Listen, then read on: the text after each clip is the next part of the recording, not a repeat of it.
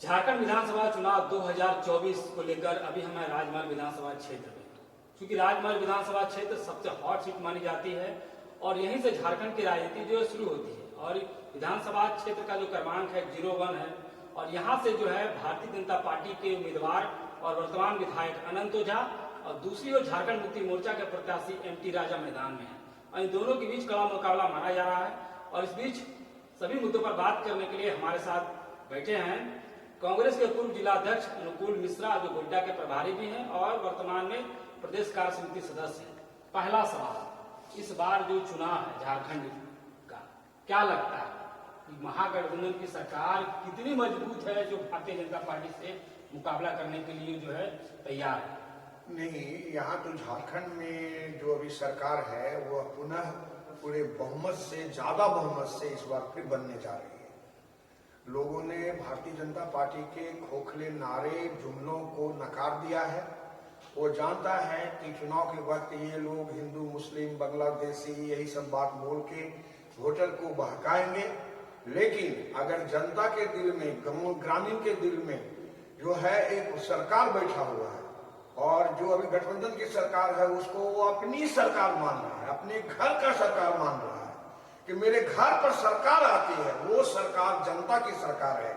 और इस बार पूरा मन बनाया है कि हम पहले से भी ज्यादा बहुमत से इस बार हेमंत सरकार को बनाएंगे, गठबंधन की सरकार को बनाएंगे। ये जनता का सवाल है कि आपने 4.5 साल तक कुछ किया नहीं, अंतिम जो 6 महीना का जो कार्यकाल रहा उसमें आपने जो है चुनावी वादे की तरह घोषणा करते गए और लोगों को क्षणिक लाभ जो है वो देते रहे।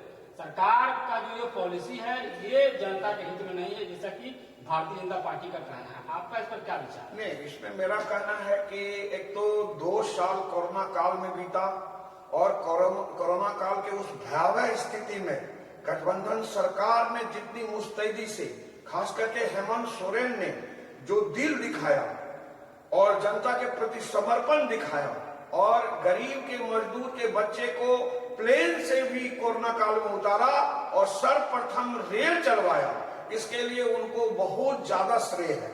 तो कोरोना काल 2 साल बिता दिया।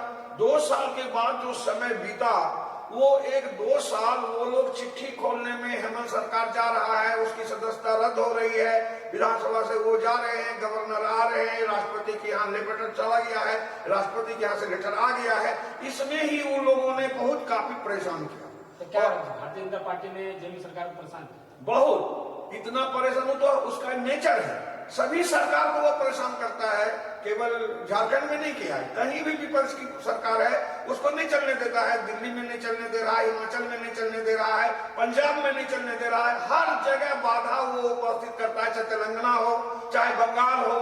ये उदाहरण है, वो उनका इस दिमाग में ये बैठा हुआ, जबकि फेडरल सिस्टम ऑफ गवर्नमेंट में उसको सहयोग करना चाहिए सरकार चलाने के लिए। और आश्चर्य तो ये है कि जब यहाँ पर हम 12 MP मैंने भारतीय जनता पार्टी का जीता पिछले चुनाव में, जो समय आप बोल रहे हैं, जिस समय की चर्चा कर रहे हैं, उस समय उसके 12 MP थे। उन लोगों ने कभी भी झारखंड के विकास के लिए कोई भी बात सोच विचार करके सीएम से कोई राय लेकर के कुछ काम करा दिया हो, कोई मदद किया हो सरकार चलाने में, नहीं किया। एकदम उदासीन हो गया, लगा कि कोई है ही नहीं MP। हमको तो लगा कि झारखंड में MP ही नहीं है। ऐसी स्थिति में हम सरकार चलाए हैं, काफी कठिनाई सामना करना पड़ा है। उसके बाद अब जो 6 महीना 1 साल का बात आप बोल रहे हैं, उसमें मुख्यमंत्री को अकारण बिना खदी बदी का इन्होंने जमीन ले लिया है सेना का कि कौन प्लॉट का, और वो गलत मामला है। हाँ, बिल्कुल गलत मामला है। जो सबूत ईडी पेश किया वो गलत है। हाँ, ईडी का नहीं, बात यहाँ हो रहा है जमीन घोटाला का। जमीन जब 15 साल पहले वो लिए थे उस समय तो वो सीएम नहीं थे, 15 साल से दखल है, आप ही बता रहे हैं, आपका रिकॉर्ड बता रहा है। तो इसलिए एक झूठा आरोप लगा के किसी आदमी को, और हाईकोर्ट का जो वर्डिक्ट आया है, जो बेल पिटीशन में जो कमेंट किया है जज ने, वो जो क्लियर किया है कि इसमें इनका कोई तरह का हाथ इस ढंग का नहीं बनता है, जिस पर कोई गंभीर अपराध नहीं बनता है, इसलिए हम इनको अभी बेल देते हैं। मान लीजिए सरकार है तो खत्म, मुकदमा भी हो जाएगा, जो वर्डिक्ट है उसके अनुसार तो मुकदमा भी नहीं चल रहा है। और सुप्रीम कोर्ट एक बार देख करके बोला था कि ईडी लोग के पास में कोई सबूत नहीं रहता है, झूठा है, कोई भी मुकदमा किसी को कर देता है। और सब क्या कारण मानते हैं कि सरकार जो है, जो सेंट्रल गवर्नमेंट है, उसके दबाव में काम करती है? बिल्कुल, सेंट्रल गवर्नमेंट के दबाव में काम करती है, तो सार्वजनिक है, वो तो किसी को भी पूछिएगा तो बता देगा। आप रोड पर किसी चौक चौराहे पर पूछिए कि ईडी किसके कहने से करता है, तुरंत आपको बता देगा अमित शाह और मोदी का गिरफ्तारी का आधार होता है, वो तो सबूत के आधार पर होता है। नहीं, वो कोर्ट जो है वो जो भी गिरफ्तारी होती है तो पहले कोर्ट के समक्ष पेश किया जाता है। कोर्ट को बोलते हैं हाँ भाई इसको जो है न्यायिक हिरासत में भेजा जाना चाहिए, वो तो कोर्ट का मामला है, रखना है जेल में कि बाहर करना तो कोर्ट का मामला है। ईडी का काम सिर्फ वो अपने एक्ट के अनुसार गिरफ्तार नहीं तो इसका आपके कहने के मुताबिक तो भारतीय जनता पार्टी के जितने भी नेता हैं वो सप्त हरिश्चंद्र के वंशज हैं। वो लोगों ने तो कहीं कोई घपला घोटाला नहीं किया है। खिलाफ सबूत कहा? नहीं, एक मिनट, हम सब नहीं, क्योंकि हमारा ये नेचर नहीं है। हम लोग के सरकार का नेचर नहीं रहा, कांग्रेस पार्टी का नेचर नहीं रहा कि हम अपने विरोधियों को खोद करके कहाँ क्या कर रहा है। हम लोगों की भलाई का काम करेंगे कि हम लोगों के पीछे घूरेंगे कौन क्या कर रहा है। हमने अपना एजेंडा बनाया है, लोगों के लिए समर्पित सरकार है मेरी। हम लोग के लिए काम करना चाहते हैं। पिछला आदमी कुछ गलती कर दिया, अब उसी के पीछे हम लग करके पूरा अपना एनर्जी बर्बाद करें, ये तो सरकार की मंशा नहीं है, काम करने वाली मंशा नहीं है। इसलिए हम लोग हर हमेशा विपक्ष को उस नजर से नहीं देखे। हम लोग के समय में गुजरात में सरकार चलाए मैंने नरेंद्र मोदी जी, और आपको सुन के आश्चर्य होगा, उनको भी सर्टिफिकेट दिया है सोनिया गांधी ने कि अच्छा सरकार चलाया। तो हम लोग की मामला जब कर रहे हैं तो उसमें भी तो कहा गया है कि गुजरात के जब मुख्यमंत्री थे नरेंद्र मोदी, उस समय 14 घंटा जो है 20 घंटा जो सीबीआई ठीक है, जांच किया है, लेकिन कोई उस ढंग का मैंने उनको जेल तो नहीं बंद कर दिया, जांच किया है, सबूत नहीं होगा। फिर सबूत तो अभी नहीं मिला, फिर जेल में कैसे बनता। अभी जितने लोगों को भी जेल से छुट्टी हुई है उन लोगों के पास में कोई सबूत किसी को नहीं मिल पाया, तभी छुड़ा है लोग। कैसे कर सकते हैं? कैसे नहीं, वो हम नहीं कर रहे हैं। नहीं, चार्जशीट है, लेकिन जो कोर्ट का वर्डिक्ट जज लिखते हैं, जो सुपरविजन उन्होंने दिया है, लिखित दिया है, जो स्टेटमेंट जारी किया है, उसके आधार पर हम बोल रहे हैं। हमारा कोई अपना क्या व्यक्तिगत थोड़े कोई आधार है। हम तो कोर्ट का जो जजमेंट है, जो ऑर्डर पास किया, बिल ऑर्डर में जो लिखा है, उस आधार पर हम राजमहल विधानसभा क्षेत्र के मुद्दे पर आते हैं। जो राजमहल विधानसभा का क्षेत्र जो है ये हॉट सीट माना जा रहा है। क्या लगता है कि आप जो ख्वाब पाले थे कि साहेब जिला में 3 विधानसभा सीट है, बोरियो बरेट राजमहल से हमेशा कांग्रेस लड़ती रही है, इस बार भी आपको सीट नहीं मिला, दुख हो रहा है, तकलीफ हो रहा है, क्या हो? नहीं, कांग्रेस के वर्कर तो काफी इस बात से मर्माहत हैं, दुखी हैं, और उन लोगों को आशा था कि इस बार कांग्रेस को ये सीट मिलेगी, क्योंकि लगातार जेएमएम के प्रत्याशी हार रहे हैं चुनाव। और लेकिन जब अब चुनाव में उनको सीट मिल गया है तो हम लोग अब अपने वर्कर को इस बात को समझा रहे हैं कि चलिए जो भी हो, लेकिन बीजेपी को यहाँ किसी भी हालत से जीतने नहीं देना है। इस संकल्प को लेके हम अपने वर्कर के बीच जा रहे हैं, लोगों को मैसेज कर रहे हैं, लोगों को दूरभाष से फोन से बात कर रहे हैं और एक माहौल बना रहे हैं कि नहीं, ये सब बात भूल जाइए। अब जब वो नहीं दिया तो क्या करें हम लोग, तो हम लोग गठबंधन को पूरी मुस्तैदी से यहाँ चुनाव में जिताएंगे। और जैसा आसार है, हम टाउन में भी भ्रमण किए, सभी वार्ड में गए, अभी ये पूजा के दौरान में जाने का मौका मिला, तो चौक बाजार हर जगह लोगों से राय लिए। दुख तकलीफ में गठबंधन का पालन होगा? हाँ, गठबंधन का तो पालन होगा, उसमें कोई दो मत नहीं है। दुख तकलीफ में नहीं, हमारा तो एक सीट भी महत्वपूर्ण है, हमारे लिए एक सीट भी महत्वपूर्ण है कि अगर हम एक सीट, चूंकि हम दुमका की मीटिंग में सामने रूप से बोले थे कि बीजेपी का खाता शून्य हो जाएगा संस्थान परिणाम में, अगर आप राजमहल में कांग्रेस को सीट दे दीजिए तो शून्य हो जाएगा। आप भी उम्मीदवार थे? हाँ, हम भी उम्मीदवार थे। उम्मीदवार, मेरा उम्मीदवारी तो दूसरा बात है, हम चाह रहे थे कि कांग्रेस चुनाव लड़े। हाँ, उसमें प्रबल दावादार हम थे, क्योंकि हम 40 साल से क्षेत्र में काम कर रहे हैं, कांग्रेस के लिए झंडा बुलंद कर रहे हैं, काम कर रहे हैं कांग्रेस का, तो हमारा दावा बनना तो स्वाभाविक था और हम किए थे। राजमहल जो विधानसभा क्षेत्र है वो बीजेपी का किला माना जाता है, हमेशा से जो है यहाँ पर बीजेपी जीती रही है, 2-3 बार कांग्रेस जीती है। क्या लगता है इस बार किला? नहीं, किला नहीं है, कुछ गलतफहमी, लोगों के गलतफहमी की वजह से ये लोग जीत जाते हैं। हम तो शुरू से आप लोग गलतफहमी दूर क्यों नहीं करते? नहीं, हाँ, वो हमारी कमजोरी रही होगी, तभी वो लोग चुनाव जीत रहे हैं, जीत गए। अभी कुतुबुद्दीन शेख जो अभी मैंने है पिछले बार चुनाव लड़ा था, अगर राजा को कुतुबुद्दीन मान लीजिए नहीं लड़ता ये लोग तो चुनाव में तो 10,000 वोट से हारे, लेकिन ऐसा कर दिया। और इस बार भी मान लीजिए, इस बार भी ऐसा कोशिश किया है उन लोगों ने। भारतीय जनता पार्टी तो बहुत मैंने इस बात के लिए बहुत सजग रहती है और वो सक्रियता से काम करती है, बहुत इंडिपेंडेंट कैंडिडेट को खड़ा कर दिया है। हाँ, और भी जो आपके पार्टी पर भी आरोप है कि बहुत सारे जो कैंडिडेट खड़ा कर दिए हैं। नहीं, हम लोगों ने वोट काटने के लिए। हम लोगों ने तो मेरा मतलब संकल्प के साथ है कि मेरा कोई भी उम्मीदवार जो कांग्रेस पृष्ठभूमि का हो, कोई इंडिपेंडेंट खड़ा नहीं हुआ है। नहीं, कांग्रेस का आदमी कोई खड़ा नहीं। जीतेंगे। हाँ, इस बार भी हम लोग गठबंधन चुनाव यहाँ जीत जाए।